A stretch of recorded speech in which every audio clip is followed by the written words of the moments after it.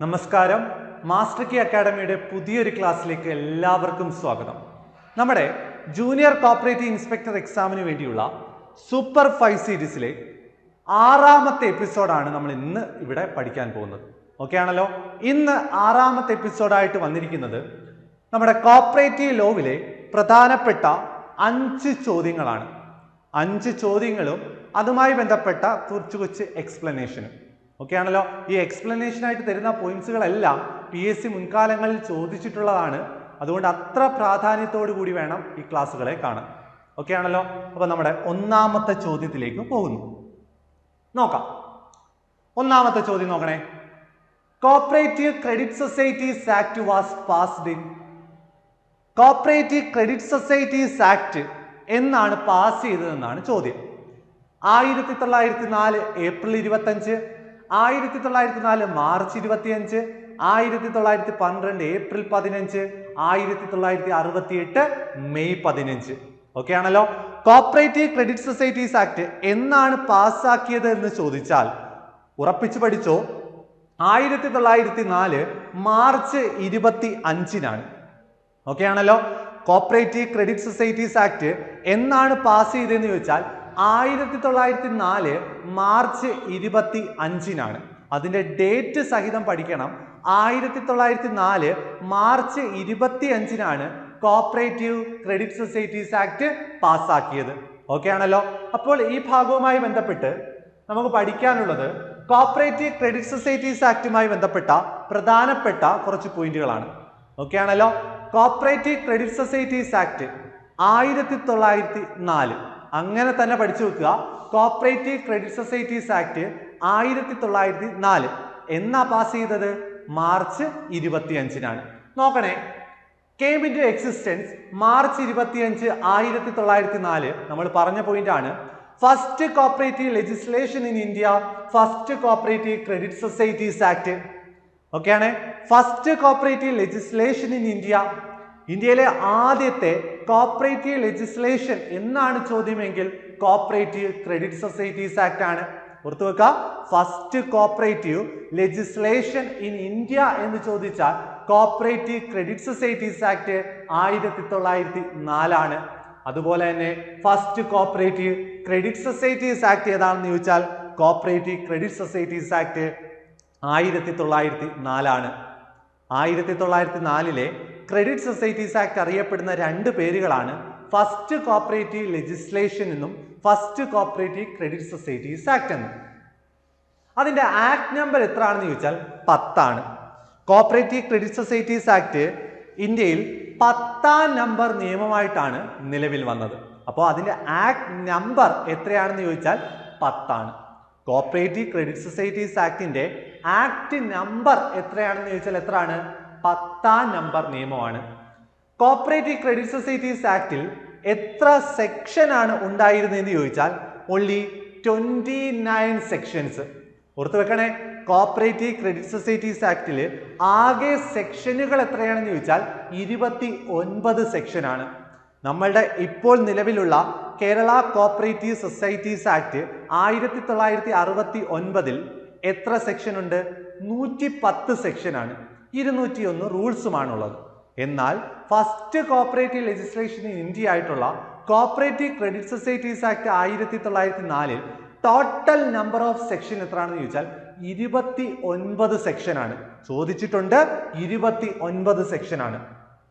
Cooperative credit societies ആക്ടുമായി ബന്ധപ്പെട്ട് ആ നിയമപ്രകാരം ഒരു കോപ്പറേറ്റീവ് സൊസൈറ്റി ഫോം ചെയ്യണമെങ്കിൽ മിനിമം എത്ര പേഴ്സൺസ് വേണമെന്ന് ചോദിച്ചാൽ മിനിമം 10 പേഴ്സൺസ് ആണ് വേണ്ടത്. ഓക്കെ ആണല്ലോ? കോപ്പറേറ്റീവ് ക്രെഡിറ്റ് സൊസൈറ്റീസ് ആക്ട് പ്രകാരം ഒരു കോപ്പറേറ്റീവ് സൊസൈറ്റി ഫോം ചെയ്യണമെങ്കിൽ മിനിമം നമ്പർ ഓഫ് പേഴ്സൺ എത്രയാണെന്ന് ചോദിച്ചാൽ 10 ആണ്. ഓക്കെ ആണല്ലോ? ഇപ്പോൾ KCS ആക്ട് 1969 പ്രകാരം ഒരു കോപ്പറേറ്റീവ് സൊസൈറ്റി ഫോം ചെയ്യണമെങ്കിൽ മിനിമം എത്ര പേര് വേണം? നമുക്കറിയാം, 25 പേര് ഫ്രം ഡിഫറെന്റ് ഫാമിലിയാണ്. ഇല്ലയോ? വ്യത്യസ്ത ഫാമിലിയിൽ നിന്നുള്ള 25 പേരെങ്കിലും കുറഞ്ഞത് വേണം. എന്നാൽ കോപ്പറേറ്റീവ് ക്രെഡിറ്റ് സൊസൈറ്റീസ് ആക്ട് പ്രകാരം മിനിമം നമ്പർ ഓഫ് പേഴ്സൺ പറയുന്നത് 10 ആണ്. അതുപോലെ തന്നെ ഈ പറയുന്ന കോപ്പറേറ്റീവ് ക്രെഡിറ്റ് സൊസൈറ്റീസ് ആക്ടിന്റെ ഒരു ലിമിറ്റേഷൻ എന്ന് പറയുന്നത് അതുവഴി ഫോം ചെയ്യാൻ പറ്റുന്നത് ഓൺലി ക്രെഡിറ്റ് സൊസൈറ്റീസ് മാത്രം. ഓക്കെ ആണല്ലോ. കോപ്പറേറ്റീവ് ക്രെഡിറ്റ് സൊസൈറ്റീസ് ആക്ട് പ്രകാരം രജിസ്റ്റർ ചെയ്യാൻ പറ്റുന്ന സൊസൈറ്റീസ് എന്ന് പറയുന്നത് അത് ക്രെഡിറ്റ് സൊസൈറ്റീസ് മാത്രമേ പറ്റത്തുള്ളായിരുന്നു. നോൺ ക്രെഡിറ്റ് സൊസൈറ്റീസ് രജിസ്റ്റർ ചെയ്യാൻ ഏത് വഴി കഴിയില്ല? കോപ്പറേറ്റീവ് ക്രെഡിറ്റ് സൊസൈറ്റീസ് ആക്ട് വഴി കഴിയില്ലായിരുന്നു. Societies were classified to rural and urban ചോദിച്ചിട്ടുണ്ട്. 1904 ആക്ട് ആയിട്ടുള്ള കോപ്പറേറ്റീവ് ക്രെഡിറ്റ് സൊസൈറ്റീസ് ആക്ട് പ്രകാരം സൊസൈറ്റീസിനെ ക്ലാസിഫൈ ചെയ്തത് എന്തിന്റെ അടിസ്ഥാനത്തിലാണെന്ന് ചോദിച്ചാൽ റൂറൽ എന്നും അർബൻ എന്നുമാണ്. ഓക്കെ ആണല്ലോ. കോപ്പറേറ്റീവ് ക്രെഡിറ്റ് സൊസൈറ്റീസ് ആക്ട് 1904 പ്രകാരം സൊസൈറ്റീസിനെ ക്ലാസിഫൈ ചെയ്തത് എങ്ങനെയാണെന്ന് ചോദിച്ചാൽ റൂറൽ എന്നും അർബൻ എന്നുമാണ്. ഓക്കെ ആണല്ലോ. നോക്കാം അടുത്തത് രണ്ടാമത്തെ ചോദ്യം. അപ്പൊ cooperative credit societies act 1904, cooperative societies act 1912. ഇത് തമ്മിലുള്ള വ്യത്യാസം, ഇതിന്റെ ഫീച്ചേഴ്സ് ഒക്കെ ചോദിക്കുന്നതാണ്. അതിലെ പോയിന്റ്സുകളൊന്നും ഒന്നും വിടാതെ തന്നെ പഠിച്ചോണം. അപ്പം നമ്മൾ രണ്ടാമത്തെ ചോദ്യമാണ് minimum number of person for registering a cooperative society. ഒരു കോപ്പറേറ്റീവ് സൊസൈറ്റി ഫോം ചെയ്യണമെങ്കിൽ മിനിമം നമ്പർ ഓഫ് പേഴ്സൺസ് എത്ര പേര് വേണമെന്നാണ് ചോദ്യം. നമ്മൾ പഠിച്ചു കോപ്പറേറ്റീവ് ക്രെഡിറ്റ് സൊസൈറ്റീസ് ആക്ട് 1904 പ്രകാരം ഒരു കോപ്പറേറ്റീവ് സൊസൈറ്റി രജിസ്റ്റർ ചെയ്യണമെങ്കിൽ മിനിമം നമ്പർ ഓഫ് പേഴ്സൺ നമ്മൾ എത്രയാണ് പഠിച്ചത്? എത്രയായിരുന്നു? 10 എണ്ണമായിരുന്നു. എന്നാൽ കോപ്പറേറ്റീവ് സൊസൈറ്റീസ് ആക്ട് 1969 പ്രകാരം minimum number of person required അല്ലെ, minimum number of person for registering a cooperative society എത്രയാണെന്ന് ചോദിച്ചാൽ ഞാൻ നേരത്തെ പറഞ്ഞതാണ് 25% ഫ്രം ഡിഫറെന്റ് ഫാമിലി. ഓർത്ത് വെച്ചോണേ, ഓപ്ഷൻസ് ഒക്കെ തെറ്റിക്കാനായിട്ട് പല രീതിയിൽ തന്നിട്ടുണ്ട്. 25% from same family, 25% from different family, 10% from same family, 10% from different family. Minimum number of person for registering a cooperative societies act എന്ന് ചോദിച്ചു കഴിഞ്ഞാൽ 25 മെമ്പർ അല്ലെ, 25% ഫ്രം ഡിഫറെന്റ് ഫാമിലി. ഒരു വ്യത്യസ്ത കുടുംബങ്ങളിൽ നിന്നുള്ള 25 പേരെങ്കിലും കുറഞ്ഞത് ഉണ്ടായിരിക്കണം കോപ്പറേറ്റീവ് സൊസൈറ്റീസ് ആക്ട് രജിസ്റ്റർ അത് പ്രകാരം ഒരു സൊസൈറ്റി രജിസ്റ്റർ ചെയ്യണമെങ്കിൽ. ഓക്കെ ആണല്ലോ. നോക്കണേ, കോപ്പറേറ്റീവ് സൊസൈറ്റിയുടെ രജിസ്ട്രേഷനുമായി ബന്ധപ്പെട്ട് സെക്ഷൻ 6 നമ്മൾ കുറെ സെക്ഷനുകൾ കഴിഞ്ഞ എപ്പിസോഡുകളിലൊക്കെ ചർച്ച ചെയ്തായിരുന്നു. 110 സെക്ഷനും 201 റൂൾസുമാണ് നമുക്ക് പഠിക്കാനുള്ളത്. അതിൽ പ്രധാനപ്പെട്ട സെക്ഷനുകളാണ് നമ്മുടെ ഈ സീരീസിൽ ഉൾപ്പെടുത്തിയിട്ടുള്ളത്, ചോദിക്കുന്ന പ്രധാനപ്പെട്ട സെക്ഷനുകൾ. നോക്കണേ, സെക്ഷൻ 6 KCS ആക്ടിൽ 1969 കേരള കോപ്പറേറ്റീവ് സൊസൈറ്റീസ് ആക്ടിൽ സെക്ഷൻ 6 എന്തിനെ പറ്റിയാണെന്ന് ചോദിച്ചാൽ application for registration of cooperative society. ഒരു കോപ്പറേറ്റീവ് സൊസൈറ്റി രജിസ്റ്റർ ചെയ്യണമെങ്കിൽ അതിന്റെ ആപ്ലിക്കേഷനുമായി ബന്ധപ്പെട്ട സെക്ഷനാണ് സെക്ഷൻ 6. അപ്പോൾ സെക്ഷൻ 6 എന്തുവാ? Application for registration of cooperative society. The application shall be accompanied by 3 copies of the proposed bylaw of the society. ഒരു cooperative society form ചെയ്യാൻ വേണ്ടി 25 വ്യത്യസ്ത കുടുംബങ്ങളിൽ നിന്നുള്ള മിനിമം 25 പേര് ചേർന്ന് ഒരു ആപ്ലിക്കേഷൻ സബ്മിറ്റ് ചെയ്യുന്നു. ആ ആപ്ലിക്കേഷനുമായി ബന്ധപ്പെട്ട സെക്ഷനാണ് സെക്ഷൻ 6. ഈ ആപ്ലിക്കേഷനിൽ പ്രപ്പോസ്ഡ് ബൈലോയുടെ എത്ര കോപ്പി വേണം എന്ന് പരീക്ഷയ്ക്ക് ചോദിച്ചിട്ടുണ്ട്. എത്ര കോപ്പി വേണം? 3 കോപ്പീസ് വേണം. അപ്പോൾ രജിസ്ട്രേഷനുമായി ബന്ധപ്പെട്ട് application for registration of cooperative സൊസൈറ്റിയുമായി ബന്ധപ്പെട്ട് ആ ആപ്ലിക്കേഷനോടൊപ്പം പ്രപ്പോസ്ഡ് ബൈലോയുടെ എത്ര കോപ്പിയാണ് ഉൾപ്പെടുത്തേണ്ടതെന്ന് ചോദിച്ചാൽ 3 കോപ്പിയാണ് ഉൾപ്പെടുത്തേണ്ടത്. പഠിക്കുക, application for registration of cooperative society ആപ്ലിക്കേഷനോടൊപ്പം പ്രപ്പോസ്ഡ് ബൈലോയുടെ 3 കോപ്പിയാണ് ഉൾപ്പെടുത്തേണ്ടത്. Where all the applicants are individual, the number of applicants shall be not less than 25, each such person being member from different family. നമ്മൾ പറഞ്ഞത് അതിലെ മെമ്പർ എന്ന് പറയുന്നത് minimum 25 പേരെങ്കിലും അല്ലേ ഡിഫറെന്റ് ഫാമിലിയിൽ നിന്നുള്ള 25 പേഴ്സൺ എങ്കിലും ഉണ്ടായിരിക്കണം. ഓക്കെ ആണല്ലോ. നോക്കാം, മിനിമം മെമ്പർ ഇൻ 10. അപ്പം ഒരു കോപ്പറേറ്റീവ് സൊസൈറ്റി ഫോം ചെയ്യണമെങ്കിൽ മിനിമം 25 പേഴ്സൺ എങ്കിലും വേണമെന്ന് പറഞ്ഞു. എന്നാൽ ഇവിടെ എക്സെപ്ഷൻ ഉണ്ട്. മിനിമം 10 10 മെമ്പർ വേണ്ടി വരുന്ന ചില സൊസൈറ്റീസ് ഉണ്ട്, അതൊന്ന് നോക്കി വെക്കണം. Industrial society, farming society, handicraft society. Okay ആണല്ലോ. ഇൻഡസ്ട്രിയൽ സൊസൈറ്റി, ഫാമിംഗ് സൊസൈറ്റി, ഈ പറയുന്ന ഹാൻഡിക്രാഫ്റ്റ് സൊസൈറ്റി, ഇത്തരത്തിലുള്ള ഏതെങ്കിലും സൊസൈറ്റിയാണ് ഫോം ചെയ്യാൻ ഉദ്ദേശിക്കുന്നതെങ്കിൽ, അതുമായി ബന്ധപ്പെട്ട ആപ്ലിക്കേഷനാണ് സബ്മിറ്റ് ചെയ്യാൻ ഉദ്ദേശിക്കുന്നതെങ്കിൽ അവിടെ മിനിമം നമ്പർ ഓഫ് പേഴ്സൺ പറയുന്നത് 10 ആണ്. എന്നാൽ അതർ കേസുകളിലെല്ലാം എത്രയാണ് പറയുന്നത്? 25 ആണ്. ഓക്കെ ആണല്ലോ. അപ്പോൾ ഇൻഡസ്ട്രിയൽ സൊസൈറ്റീസിന്റെ കേസ്, ഫാമിംഗ് സൊസൈറ്റിയുടെ കേസ്, ഹാൻഡിക്രാഫ്റ്റ് സൊസൈറ്റി, ഇത്തരത്തിലുള്ള സൊസൈറ്റിയാണ് രജിസ്റ്റർ ചെയ്യുന്നതെങ്കിൽ മിനിമം നമ്പർ ഓഫ് പേഴ്സൺ എത്രയാണ്? 10 ആണ്. അതുപോലെ തന്നെ കയറും ഹാൻഡ്ലൂമും ഇൻഡസ്ട്രിയൽ സൊസൈറ്റീസ് രജിസ്റ്റർ ചെയ്യണമെങ്കിൽ മിനിമം എത്ര പേര് വേണമെന്ന് നമ്മൾ പറഞ്ഞേ? 10 പേര് വേണം. പക്ഷെ അവിടെ ഒരു എക്സെപ്ഷൻ ഉണ്ട്. കയറും ഹാൻഡ്ലൂമും അത് ഇൻഡസ്ട്രിയൽ സൊസൈറ്റിയാണ്. ഇൻഡസ്ട്രിയൽ സൊസൈറ്റീസിൽ പെടുന്നതാണ് കയറും ഹാൻഡ്ലൂമും. ഇവിടെ എത്ര മെമ്പർ തന്നെ വേണം? 25 പേര് തന്നെ വേണം. മിനിമം 25 പേര് തന്നെ വേണം രജിസ്റ്റർ ചെയ്യണമെങ്കിൽ. ഓക്കെ ആണല്ലോ. ഒരു ഇൻഡസ്ട്രിയൽ സൊസൈറ്റി ആയിക്കോട്ടെ, ഒരു ഫാമിംഗ് സൊസൈറ്റി ആയിക്കോട്ടെ, ഒരു ഹാൻഡിക്രാഫ്റ്റ് സൊസൈറ്റി ആയിക്കോട്ടെ, ഈ 3 സൊസൈറ്റീസിന്റെ കേസിൽ മിനിമം നമ്പർ ഓഫ് പേഴ്സൺ 10 ആണ് പറയുന്നത്. എന്നാൽ ഇൻഡസ്ട്രിയൽ സൊസൈറ്റീസിൽ പെടുന്ന കയർ society and handloom society register ചെയ്യണമെങ്കിൽ മിനിമം നമ്പർ ഓഫ് പേഴ്സൺ 25 തന്നെയാണ്. ഓക്കെ ആണല്ലോ.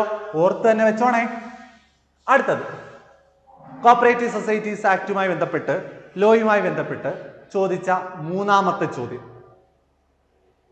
ഫോർ അമെൻമെന്റ് of bylaw of society at least dash majority of members present and voting in general body meeting. നമുക്കറിയാം മെജോറിറ്റി മെമ്പേഴ്സ് എത്രയാണ് എന്നൊക്കെ ചോദിക്കാറുണ്ട്. നോക്കണേ. ഫോർ അമെൻമെന്റ് ഓഫ് ബൈലോ, ബൈലോ അമെൻമെന്റുമായി ബന്ധപ്പെട്ട് അറ്റ്ലീസ്റ്റ് എത്ര മെജോറിറ്റി മെമ്പർ ആയിരിക്കണം ഈ പറയുന്ന ജനറൽ ബോഡി മീറ്റിംഗിൽ പ്രസന്റ് ആവേണ്ടത്, വോട്ട് ചെയ്യേണ്ടത് എന്നാണ് ചോദ്യം. ബൈലോ അമെൻമെന്റിന്റെ കേസിൽ at least dash majority of member present and voting in general body എന്ന് ചോദിച്ചാൽ എഴുതിക്കോ, പഠിച്ചു വെച്ചോ. 2/3 മെജോറിറ്റി ആണ്. 2/3 മെജോറിറ്റി മെമ്പർ പ്രസന്റ് ആയിരിക്കണം, അവിടെ വോട്ട് ചെയ്തിരിക്കണം. In the case of bylaw അമെൻമെന്റ്. നോക്കണേ. ബൈലോ അമെൻമെന്റുമായി ബന്ധപ്പെട്ട പ്രധാനപ്പെട്ട സെക്ഷൻ 6 നമ്മൾ പറഞ്ഞു എന്തുവാ? Application for registration. സെക്ഷൻ 7 എന്തുവാണ്? രജിസ്ട്രേഷൻ. സെക്ഷൻ 8 എന്തുവായിരുന്നു? Registration certificate. അപ്പോൾ section 6 application for registration, section 7 registration, section 8 registration certificate. അതുമായി ബന്ധപ്പെട്ട് നോക്കണേ. സെക്ഷൻ 12 അതെന്താണ്? അമെൻമെന്റ് ഓഫ് ബൈലോ ആണ്. സെക്ഷൻ 12 എന്താണെന്ന് ചോദിച്ചാൽ എന്തുവാണ്? അമെൻമെന്റ് ഓഫ് ബൈലോ ആണ്. സെക്ഷൻ 12 അമെൻമെന്റ് ഓഫ് ബൈലോ ആണ്. അതുമായി ബന്ധപ്പെട്ട റൂൾ എത്രയാണെന്ന് ചോദിച്ചാൽ റൂൾ 9 ആണ്. ഓക്കെ ആണല്ലോ. ഇതിന്റെ ഹെഡിങ് ഒക്കെ ഒന്ന് മനസ്സിലാക്കി വെക്കണേ. അമെൻമെന്റ് ഓഫ് ബൈലോ ഏത് സെക്ഷൻ? സെക്ഷൻ 12. അതിന്റെ റൂൾ എത്രയാണ്? റൂൾ 9. ഓക്കെ ആണല്ലോ. Section 13 date of effect of അമെൻമെന്റ് ഓഫ് ബൈലോ. ഓക്കെ ആണല്ലോ. സെക്ഷൻ 12 റൂൾ 9 അമെൻമെന്റ് of bylaw. Section 13 date of effect of അമെൻമെന്റ് of bylaw. Section 13A rule 5 subject to matter of bylaw. Section 13A rule 5 subject to matter of bylaw. Rule 6 എന്താണ്? Model bylaw. ഇതൊക്കെ previous ആയിട്ട് PSC ചോദിച്ചിട്ടുള്ള സെക്ഷനുകളാണ്. Section 12 rule 9 bylaw അമെൻമെന്റ്. Section 13 bylaw അമെൻമെന്റ് came into force. Section 13A rule 5 subject to matter of bylaw. Section 13A rule 5 subject to matter of bylaw. Rule 6 model bylaw. Rule 6 എന്തുവാ? Model bylaw. നോക്കട്ടെ. Bylaw അമെൻമെന്റുമായി ബന്ധപ്പെട്ട പ്രധാനപ്പെട്ട പോയിന്റുകൾ നോക്കണേ. ഇപ്പൊ ബൈലോ അമെൻമെന്റുമായി ബന്ധപ്പെട്ട സെക്ഷൻ എത്ര നമ്മൾ പഠിച്ചത്? Section 12 rule 9. ഓക്കെ ആണ്. Amendment shall be made by resolution passed in general body 2/3 majority. ഇവിടെയും ക്വാറം പറയുന്നത് 2/3 majority ആണ് പ്രസന്റ് ആയിരിക്കണം, വോട്ട് ചെയ്തിരിക്കണം. ഓക്കെ ആണല്ലോ. ഒരു സൊസൈറ്റിയുടെ, ഒരു കോപ്പറേറ്റീവ് സൊസൈറ്റിയുടെ ബൈലോ ഭേദഗതി ചെയ്യണമെങ്കിൽ ആ ജനറൽ ബോഡി മീറ്റിംഗിൽ എത്ര മെമ്പേഴ്സ് പ്രസന്റ് ആയിരിക്കണം, വോട്ട് ചെയ്യണം, അതിന്റെ മെജോറിറ്റി ക്വാറം പറയുന്നത് 2/3 majority ആണ്. 3/2 മെമ്പർ എങ്കിലും അവിടെ പ്രസന്റ് ആയിരിക്കണം, വോട്ട് ചെയ്തിരിക്കണം. Resolution should be forward to the registrar within 1 month. നമുക്കറിയാം, ഒരു കോപ്പറേറ്റീവ് സൊസൈറ്റി രജിസ്റ്റർ ചെയ്യാനുള്ള അധികാരം ഒരു കോപ്പറേറ്റീവ് സൊസൈറ്റിയുടെ ഈ പറയുന്ന ബൈലോ അമെൻഡ് ചെയ്യാനുള്ള അധികാരമൊക്കെ രജിസ്ട്രാർക്കാണ്. ഓക്കെ ആണല്ലോ. ഈ രജിസ്ട്രേഷനുമായി ബന്ധപ്പെട്ട ആപ്ലിക്കേഷൻ കൊടുക്കേണ്ടത് രജിസ്ട്രാർക്കാണ്. അതുപോലെ തന്നെ ബൈലോ അമെൻമെന്റുമായി ബന്ധപ്പെട്ടുള്ള റെസൊല്യൂഷൻ പാസ്സാക്കി അത് ആർക്കാണ് സബ്മിറ്റ് ചെയ്യേണ്ടത്? രജിസ്ട്രാർക്കാണ് സബ്മിറ്റ് ചെയ്യേണ്ടത്. എത്ര ദിവസത്തിനുള്ളിൽ എന്നാണ് ചോദ്യം. നോക്കണേ, രജിസ്ട്രാർ വിത്തിൻ 1 month. എക്സാമിന് ചോദിച്ചിട്ടുണ്ട്. ബൈലോ അമെൻമെന്റുമായി ബന്ധപ്പെട്ട് അതിന്റെ റെസൊല്യൂഷൻ രജിസ്ട്രാർക്ക് ഫോർവേഡ് ചെയ്ത് കൊടുക്കേണ്ടത് എത്ര നാൾക്കുള്ളിലാണെന്ന് ചോദിച്ചാൽ 1 മാസത്തിനുള്ളിലാണ്. Within 1 month. ഓർത്തു വെച്ചോ, ബൈലോ അമെൻമെന്റുമായി ബന്ധപ്പെട്ട് റെസൊല്യൂഷൻ പാസ്സാക്കി രജിസ്ട്രാർക്ക് 1 മാസത്തിനകമാണ് ആ റെസൊല്യൂഷൻ അയച്ചു കൊടുക്കേണ്ടത്. അമെൻമെന്റ് shall be valid when it is registered. ചോദിച്ച ചോദ്യമാണ്. ബൈലോ അമെൻമെന്റ് സെക്ഷൻ 13 പ്രകാരം ബൈലോ അമെൻമെന്റ് കെയിം ഇൻ ടു ഫോഴ്സ് എന്നു മുതലാണ് ഈ പറയുന്ന ബൈലോ അമെൻമെന്റ് വരുന്നത്? എന്നു മുതലാണ് ആ പറയുന്ന ബൈലോ പ്രാബല്യത്തിൽ വരുന്നതെന്ന് ചോദിച്ചാൽ എന്നു മുതലാണ്? Valid when it is registered. ആ പറയുന്ന ബൈലോ രജിസ്റ്റർ ചെയ്ത ആ ഒരു തീയതി മുതലാണ്. രജിസ്റ്റർ ചെയ്തത് എന്നു മുതലാണോ, രജിസ്ട്രാർ എന്നാണോ ഈ ബൈലോ രജിസ്റ്റർ ചെയ്തത്, അന്ന് തൊട്ട് ഈ ബൈലോ ഭേദഗതി ചെയ്തു, അത് പ്രാബല്യത്തിൽ വന്നു. ഓക്കെ ആണല്ലോ. ബൈലോ അമെൻമെന്റുമായി ബന്ധപ്പെട്ട് പ്രപ്പോസ്ഡ് അമെൻമെന്റ് അല്ലെ, 3 copies of the text of proposed amended bylaw. Bylaw അമെൻമെന്റുമായി ബന്ധപ്പെട്ട് രജിസ്ട്രാർക്ക് സബ്മിറ്റ് ചെയ്യേണ്ടത് എത്ര ബൈലോയുടെ കോപ്പിയാണെന്ന് ചോദിച്ചാൽ 4 കോപ്പിയാണ്. ഓക്കെ ആണല്ലോ. 4 copies of text of proposed amended bylaw. 4 copy. അമെൻമെന്റ് ഓഫ് ബൈലോവുമായി ബന്ധപ്പെട്ട് ബൈലോയുടെ എത്ര കോപ്പിയാണ്? 4 കോപ്പി. എന്നാൽ രജിസ്ട്രേഷൻ ഓഫ് കോപ്പറേറ്റീവ് സൊസൈറ്റിയുമായി ബന്ധപ്പെട്ട് അവിടെ പ്രപ്പോസ്ഡ് ബൈലോ എത്ര എണ്ണം വെക്കണമായിരുന്നു? 3 എണ്ണം വെക്കണമായിരുന്നു. 3 കോപ്പി. അമെൻമെന്റുമായി ബന്ധപ്പെട്ട് 4 കോപ്പി. പഠിച്ചു വെച്ചോണേ. The application should be signed by the secretary and 2 committee member. Bylaw അമെൻമെന്റ് ചെയ്യണമെന്നുള്ള ആവശ്യം അതിന്റെ ആപ്ലിക്കേഷൻ കൊടുക്കുമ്പോൾ ആ ആപ്ലിക്കേഷനകത്ത് ആരൊക്കെ സൈൻ ചെയ്യണം എന്ന് പരീക്ഷയുടെ ഒരു ചോദ്യമാണ്. ആരൊക്കെയാണ്? സെക്രട്ടറിയും 2 committee മെമ്പറും. സെക്രട്ടറിയും 2 committee മെമ്പറും ആ ആപ്ലിക്കേഷനിൽ സൈൻ ചെയ്തിരിക്കണം. എന്നാൽ രജിസ്ട്രേഷൻ ഓഫ് കോപ്പറേറ്റീവ് സൊസൈറ്റിയുമായി ബന്ധപ്പെട്ട് ആപ്ലിക്കേഷനിൽ ആരാ സൈൻ ചെയ്യേണ്ടത്?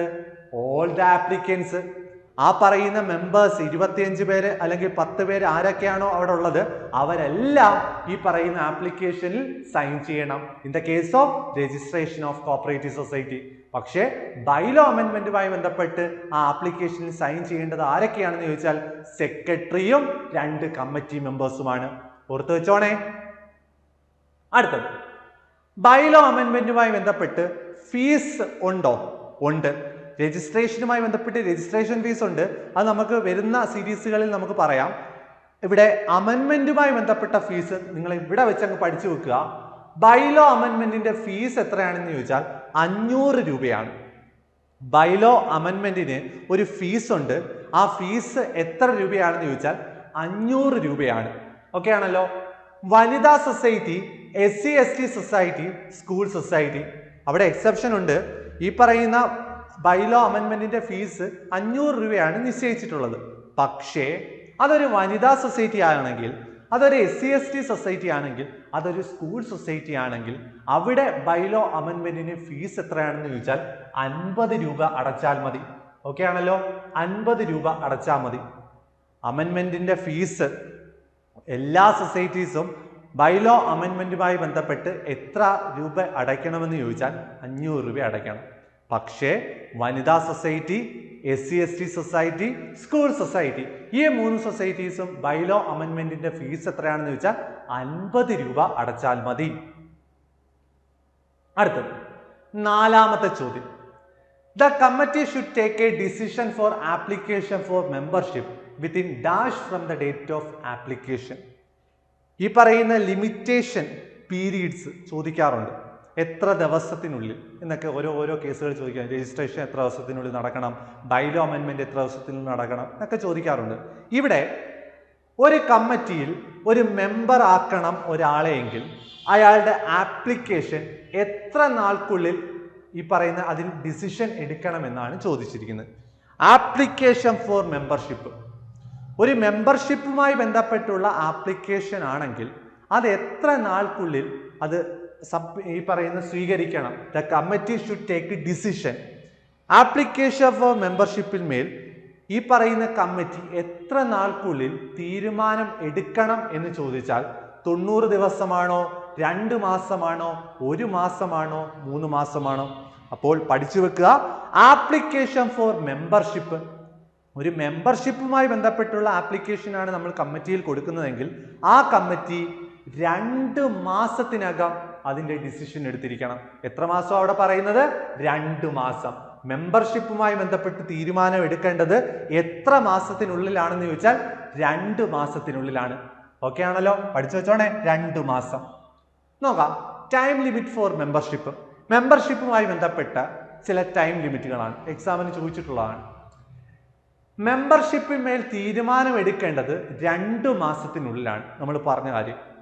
ഒരു മെമ്പർഷിപ്പിന്മേൽ ഒരു ആപ്ലിക്കേഷൻ കൊടുത്തു കഴിഞ്ഞാൽ ആ കമ്മിറ്റി 2 മാസത്തിനകം തീരുമാനം എടുക്കണം. അത് റെഫ്യൂസ് ചെയ്യുന്നുണ്ടെങ്കിൽ, ആ ആപ്ലിക്കേഷൻ റെഫ്യൂസ് ചെയ്യുന്നുണ്ടെങ്കിൽ അത് 15 ദിവസത്തിനകം റെഫ്യൂസ് ചെയ്യണം. ഓക്കെ ആണല്ലോ? ഈ പറയുന്ന മെമ്പർഷിപ്പിന്മേൽ അപ്പീല് പോകണമെങ്കിൽ 60 ദിവസത്തിനകം അപ്പീല് പോകണം. ഈ പറയുന്ന അപ്പീൽ മേൽ രജിസ്ട്രാർ തീരുമാനം എടുക്കേണ്ടത് 30 ദിവസത്തിനുള്ളിലാണ്. ഓക്കെ ആണല്ലോ? അപ്പൊ ഈ ടൈം ലിമിറ്റ് ഒക്കെ ഒന്ന് ഓർത്തു വെക്കുക. ഡിസിഷൻ ഫോർ മെമ്പർഷിപ്പ് ആണെങ്കിൽ 2 മാസം, റെഫ്യൂസൽ ഫോർ മെമ്പർഷിപ്പ് ആണെങ്കിൽ 15 ദിവസം, അപ്പീൽ അഗെയിൻസ്റ്റ് മെമ്പർഷിപ്പ് ആണെങ്കിൽ 60 ദിവസം, decision by registrar on appeal മേൽ ഈ പറയുന്ന തീരുമാനം എടുക്കുന്നത് എത്ര ദിവസത്തിനുള്ളിലാണെന്ന് ചോദിച്ചാൽ 30 ദിവസത്തിനുള്ളിലാണ്. ഓക്കെ ആണേ? അടുത്തത് നമ്മുടെ അവസാനത്തെ ചോദ്യം. The expulsion of member from A cooperative society can be done only in the expulsion of member. Section 17 expulsion of member, അതുമായി ബന്ധപ്പെട്ട ഒരു ചോദ്യമാണ്. എന്താണ് എക്സ്പെൽഷൻ എന്ന് വെച്ചാൽ? പുറത്താക്കൽ. ആ ഒരു സൊസൈറ്റീസിലെ മെമ്പറിനെ പുറത്താക്കുന്ന ഒരു പരിപാടിയാണ് എന്തെന്ന് പറയുന്നത്? എക്സ്പെൽഷൻ എന്ന് പറയുന്നത്. ഓക്കെ ആണല്ലോ? നോക്കണം. The expulsion of member from A cooperative society, ഒരു കോപ്പറേറ്റീവ് സൊസൈറ്റിയുടെ മെമ്പർ എന്നുള്ള പദവിയിൽ നിന്ന് എക്സ്പെൽ ചെയ്യണമെങ്കിൽ സൊസൈറ്റി ഏത് തരത്തിലുള്ള ജനറൽ ബോഡിയാണ് കൂടേണ്ടത്? ഓക്കെ ആണല്ലോ?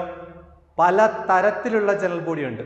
First general body, special general body, representative general body, last general body, election general body, അങ്ങനെ ഓരോ തരത്തിലുള്ള ജനറൽ ബോഡി ഉണ്ട്. ഓരോ ആവശ്യങ്ങൾക്കുള്ള ജനറൽ ബോഡി ഉണ്ട്. എക്സ്പെൽഷനുമായി ബന്ധപ്പെട്ട ഏത് ജനറൽ ബോഡിയാണ് അവിടെ കൂടുന്നതെന്ന് ചോദിച്ചാൽ പഠിച്ചു വെച്ചോ, സ്പെഷ്യൽ ജനറൽ ബോഡിയാണ്. ഓക്കെ ആണല്ലോ?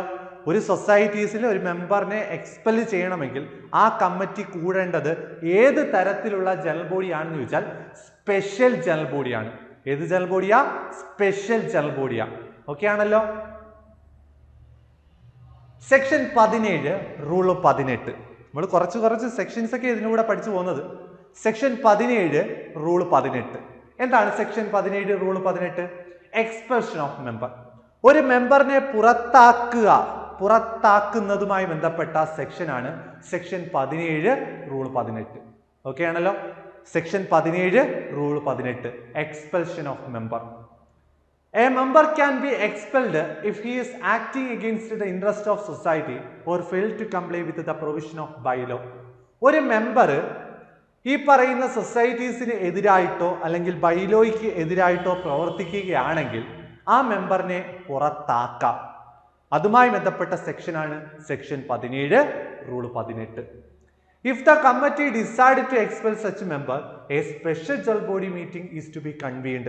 നമുക്കറിയാം അങ്ങനെ ഒരു കമ്മിറ്റിയിൽ നിന്ന് ആ ഒരു മെമ്പറിനെ പുറത്താക്കണമെങ്കിൽ ഏത് തരത്തിലുള്ള ജനറൽ ബോഡിയാണ് വിളിച്ചു കൂട്ടേണ്ടതെന്ന് ചോദിച്ചാൽ സ്പെഷ്യൽ ജനറൽ ബോഡിയാണ് വിളിച്ചു കൂട്ടേണ്ടത്. അപ്പോൾ എക്സ്പെൽഷനുമായി ബന്ധപ്പെട്ട ജനറൽ ബോഡി ഏതാണെന്ന് ചോദിച്ചാൽ സ്പെഷ്യൽ ജനറൽ ബോഡിയാണ്. If he expelled, he is not eligible for readmission for a period of 1 year from the date of expulsion. ഇത് ചോദിച്ചാണ് 1 year. ഒരു എക്സ്പെൽഡ് ആയിട്ടുള്ള മെമ്പറിനെ, പുറത്താക്കിയ മെമ്പറിനെ തിരിച്ചെടുക്കാൻ കഴിയുമോ എന്ന് ചോദിച്ചാൽ തിരിച്ചെടുക്കാം. ഓക്കെയാണ്. പുറത്താക്കിയ ഒരു മെമ്പറിനെ ആ കമ്മിറ്റിയിലേക്ക് തിരിച്ചെടുക്കാം, റീഅഡ്മിറ്റ് ചെയ്യാം. പക്ഷെ അത് എത്ര നാൾക്കുള്ളിലേ പറ്റത്തുള്ളൂ? 1 വർഷം കഴിഞ്ഞതിന് ശേഷമേ ഉള്ളൂ. ഓക്കെയാണ്. അപ്പോൾ എക്സ്പെൽഷൻ നടന്ന ഒരു മെമ്പറിനെ റീഅഡ്മിറ്റ് ചെയ്യേണ്ടത് എത്ര നാൾക്കുള്ളിലാണെന്ന് ചോദിച്ചാൽ period of 1 year from the date of expulsion.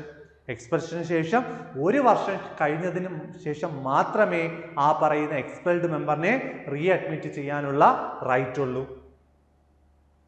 നോക്കണേ, അങ്ങനെ നമ്മൾ പ്രധാനപ്പെട്ട 5 ലോയുമായി ബന്ധപ്പെട്ട ചോദ്യങ്ങൾ ചർച്ച ചെയ്തു.